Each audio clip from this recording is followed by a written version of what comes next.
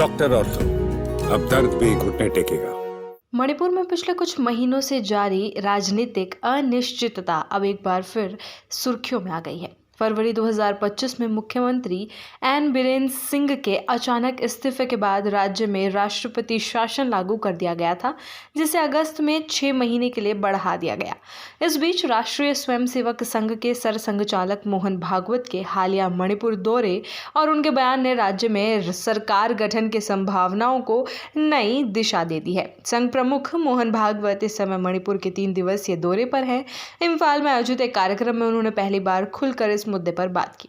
उन्होंने कहा कि वो आम तौर पर सरकारों और राजनीतिक दलों के कामकाज में हस्तक्षेप नहीं करते, लेकिन मणिपुर की परिस्थितियों को देखते हुए यहाँ जल्द से जल्द एक निर्वाचित सरकार का गठन होना आवश्यक है। उन्होंने कहा कि उपलब्ध जानकारी के अनुसार सरकार गठन की दिशा में प्रयास जारी है और उम्मीद है कि शांति और प्रशासनिक स्थिरता के लिए ये प्रक्रिया आगे बढ़ेगी। मोहन भागवत ने कहा कि मणिपुर में भौतिक शांति काफी हद तक बहाल हो चुकी है और स्थिति धीरे धीरे सामान्य हो रही है। हालांकि उन्होंने ये भी स्वीकार किया कि आंतरिक और सामाजिक तौर पर राज्य को पूरी तरह सामान्य होने में अभी समय लगेगा, क्योंकि जातीय विभाजन और तनाव कई स्तरों पर गहरे बैठे हुए हैं। उन्होंने कहा कि किसी भी समूह की पहचान, गरिमा या अस्तित्व को खतरे में डाले बिना स्थायी समाधान तलाशने की आवश्यकता है और यही प्रयास हो भी रहे हैं। संघ प्रमुख के इस बयान के बाद भारतीय जनता पार्टी ने भी प्रतिक्रिया दी और लगभग संकेत दे दिया कि वो भी इस विचार से सहमत है।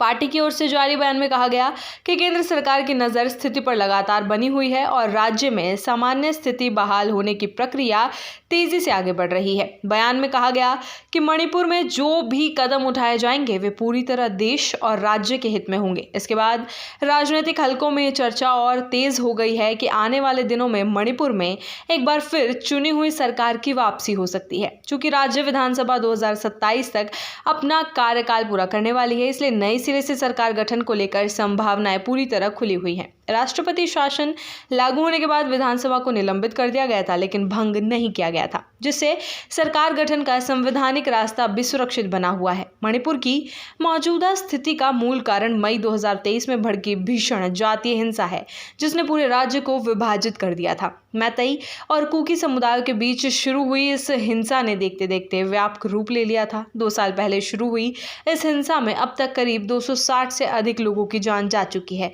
हजारों लोग अपने घर बार छोड़कर शरणार्थी कैंपों में रहने को मजबूर हैं।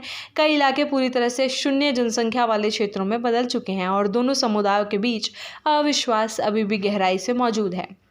जातीय हिंसा के बाद लगातार बढ़ते दबाव और अस्थिरता के कारण फरवरी 2025 में तत्कालीन मुख्यमंत्री एन बीरेन सिंह ने अपने पद से इस्तीफा दे दिया था। उनके इस्तीफे के बाद केंद्र सरकार ने तत्काल राष्ट्रपति शासन लागू करते हुए राज्य की प्रशासनिक जिम्मेदारी अपने हाथों में ले ली थी। पुलिस प्रशासन और सुरक्षा एजेंसियां 2 साल से अधिक समय से जातीय रूप से संवेदनशील क्षेत्रों में शांति बहाल करने में जुटी हुई है। मोहन भागवत के ताज़ा दौरे को मणिपुर में कई वर्गों द्वारा विशेष महत्व से देखा जा रहा है। वो 2 साल पहले भी पहली बार राज्य में पहुंचे हैं और इस दौरान उन्होंने कई सामाजिक और सांस्कृतिक संगठनों के प्रतिनिधियों से मुलाकात की।